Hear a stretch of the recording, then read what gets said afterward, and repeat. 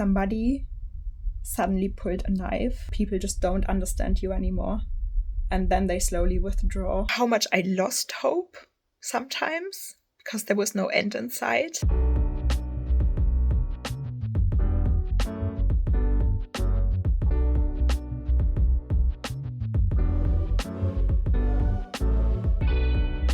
Hello everybody, welcome back to my channel. So I know it's been like a month or maybe even a little bit over a month since my last video. I was really thinking about how am I gonna do this video, and I think I will first tell you what happened, and in the second part of this video I will tell you how I feel about everything that has happened. If you've been following me for a while, you probably know about my endometriosis journey and how tough it's been these past 2.5 years with lots of surgeries. And secondly, you probably also remember my videos about getting mugged in London.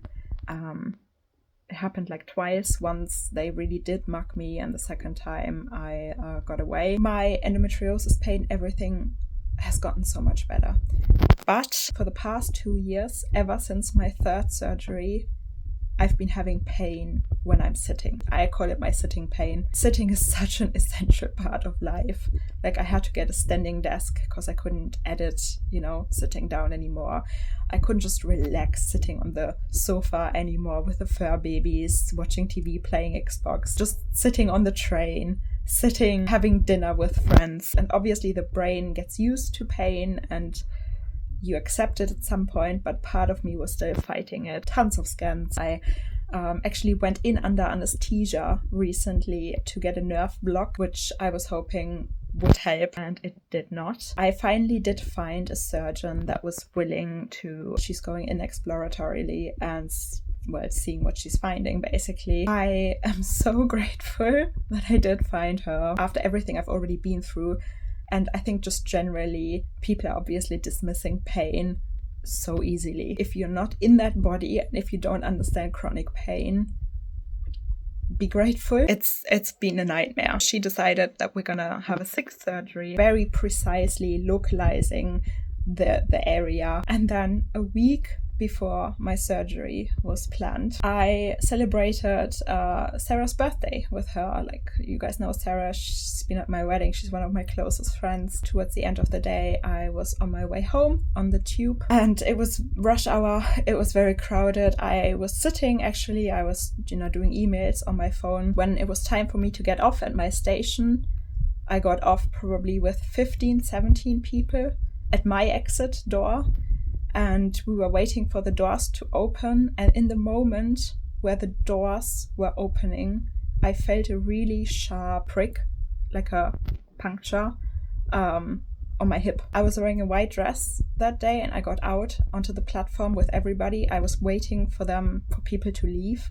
And I had like a look and I saw a little bit of blood. And I was like, went home, had a look at it. And I was like, this is a puncture. This is a needle, syringe, puncture wound. Had to spend all night. I was in the A&E to 7 a.m. in the morning. Oh, and editing Romina here. So I just wanted to say that I didn't notice anything. I didn't notice anybody who was drunk or on drugs. You have to be so hyper aware, especially when you're in crowds. And I know so many people will say again, Romina, I see on Reddit that people are saying Romina is poor, she's taking public transport. I'm a normal human being. In big European cities, especially in London, everybody's taking public transport. Yeah, so the doctors obviously looked at it. They also said, yeah, it looks like a syringe puncture. I'm actually at this point where nothing is really shocking me anymore. I was just accepting it. I was, of course, at that point really worried, is my surgery still going to go ahead then in a week?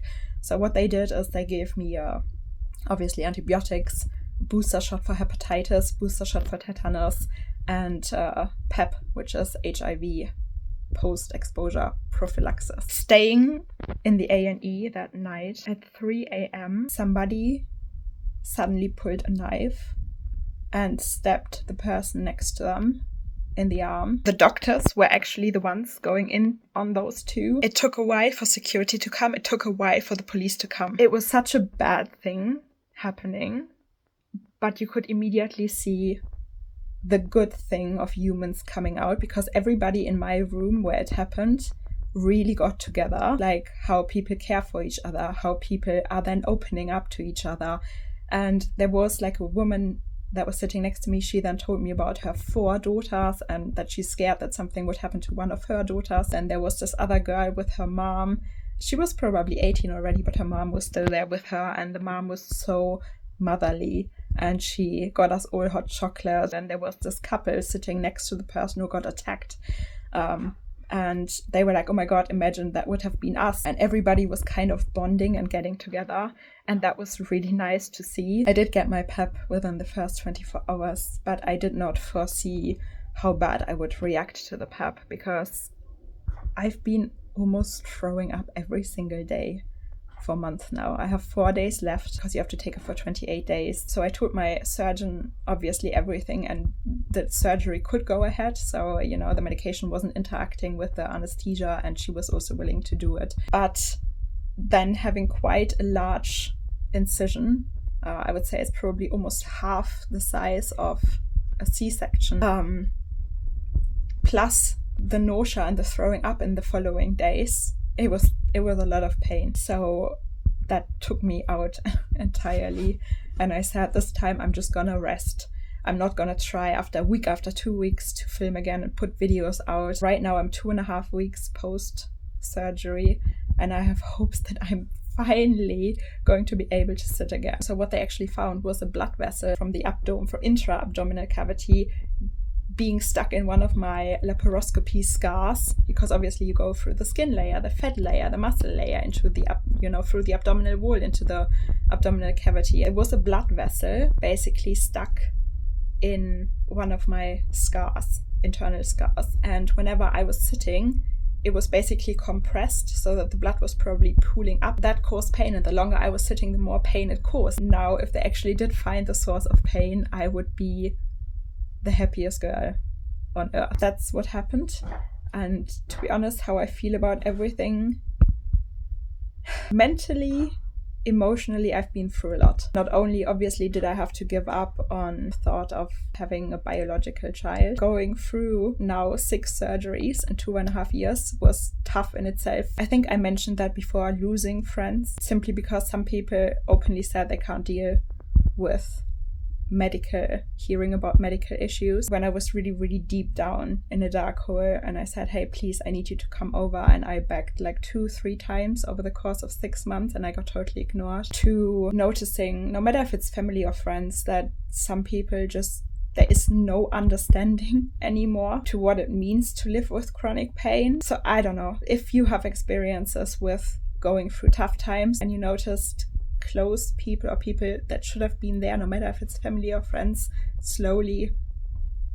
abruptly or slowly disappearing out of your life. Please share those stories with me, because I think it's not only good for me, it's probably many people go through similar situations. So it's always good to hear about all these stories and how you also were able to deal with that life just happens and it changes you and it changes people around you. When you just cannot express anymore what you've been through and how you're feeling, and you just feel that people just don't understand you anymore. You guys know I haven't been able to really post videos consistently for the past 2 years, so it stopped my work. And then I also had friends even tell me, because I haven't been growing, that I wasn't successful. And I'm like, how can you say something like that when you know what I've been through physically? Deep down, I feel so grateful and happy with everything, with the really important things in life. And I just take things day by day. Literally, like, every day I can feel the sunshine on my skin. Every day I have my iced coffee. Every day I spend with my loved ones.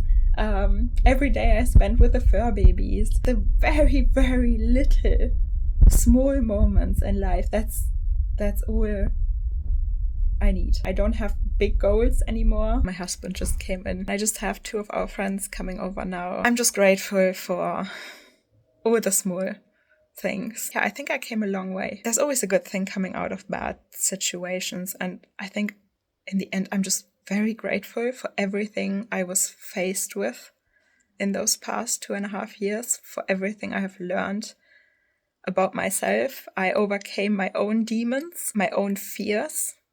I'm just grateful for the people that are still there, that, could hear about me repeating myself for 2 years, how much I lost hope sometimes because there was no end in sight. Thank you for all of your patience as well, and all the stories you always share with me and have shared and will share under this video. Thank you.